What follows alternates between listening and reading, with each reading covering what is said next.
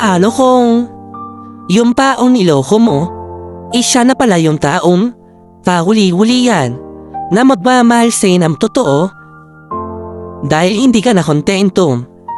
Naghanap ka ng iba kasi akala mo makakahanap ka ng mas sigit pa sa kanya.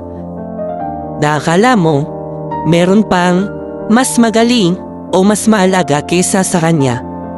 Tapos na-realize mo na wala pala. Tapos na yun, gusto mo siyang balikan.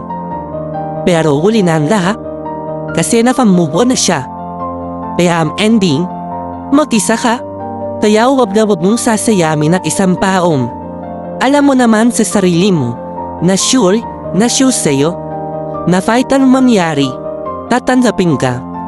Na kahit anong mangyari, may matatakbuhan ka.